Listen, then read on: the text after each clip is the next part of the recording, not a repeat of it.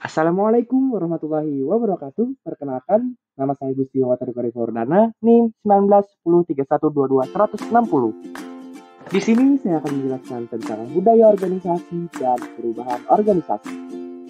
Ternyata organisasi juga memiliki budaya loh teman-teman. Apa saja sih karakteristiknya?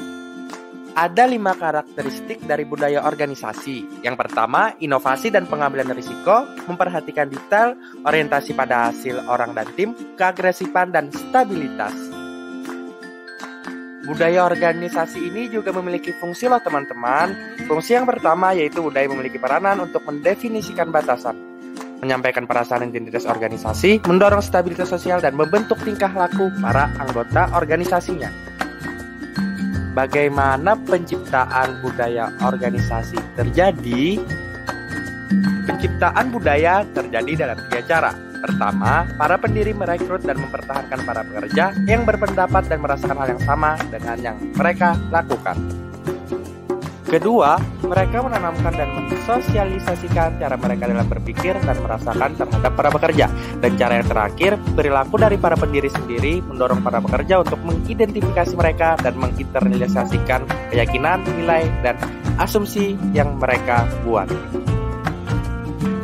Ada beberapa nilai yang mendasari perubahan organisasi. Yang pertama, ada menghormati orang. Saling menghormati antara rekan kerja dan atasan akan membuat lingkungan organisasi menjadi nyaman. Yang kedua, kepercayaan. Suatu organisasi yang efektif dan sehat dicirikan dengan kepercayaan dalam pemberian tugas kepada karyawannya.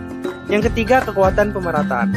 Organisasi yang efektif akan mengundurkan otoritas secara hierarki dan pengendalian. Yang keempat, ada konfrontasi. Permasalahan harus dikonfrontasi secara terbuka, bukan disembunyikan. Dan yang terakhir ada partisipasi. Semakin terlibat dalam keputusan, maka akan semakin banyak orang yang dipengaruhi oleh perubahan yang akan dilakukan untuk mengimplementasikan. Apa yang dimaksud dengan riset tindakan? Riset tindakan adalah proses perubahan yang didasarkan pada kumpulan data secara sistematis dan melakukan seleksi atas tindakan perubahan yang didasarkan pada apa yang diindikasikan oleh data yang dianalisis. Hal ini merupakan salah satu instrumen dari perubahan organisasi.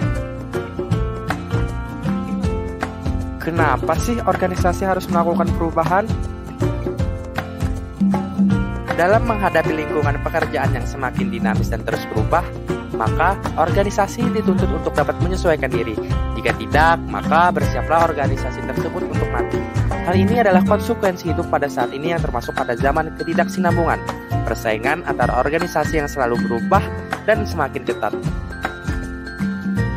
Di sini saya ada sebuah kasus tentang budaya organisasi. PT Parity merupakan perusahaan teknologi yang cukup berkembang. Namun, karena karyawan PT Parity berasal dari wilayah yang berbeda-beda, maka menimbulkan perbedaan budaya yang besar. Tentunya ada beberapa karyawan yang kurang beretika karena merasa budaya yang dibawanya lebih baik dan sering merendahkan budaya lain. Nah, saya sebagai manajer tentunya sangat ingin meningkatkan rasa toleransi antar karyawan di perusahaan dan menciptakan budaya organisasi yang beretika. Apa langkah yang akan saya ambil sebagai seorang manajer? Langkah yang akan saya ambil pertama adalah dengan berusaha untuk menjadi panutan yang baik agar para karyawan dapat menjadikan saya patokan dalam berperilaku sesuai dengan etika dan menerapkan toleransi yang tinggi. Yang kedua, saya akan mengadakan pelatihan untuk menegakkan standar etika organisasi agar para karyawan dapat memahami betapa pentingnya etika dalam budaya organisasi. Kemudian saya akan menyediakan perlindungan untuk karyawan yang menjadi korban dengan menyediakan forum laporan, perlakuan intoleran oleh karyawan lain, dan menjaga privasi sang pelapor, dan akan segera menindak perilaku dengan memberikan hukuman sepadan berupa sanksi hingga pemecatan. Nah, langkah terakhir, saya akan memberikan imbalan atas tindakan karyawan yang berani mendukung korban dan menjadi inspirasi bagi karyawan lain untuk melakukan tindakan yang sama dengannya.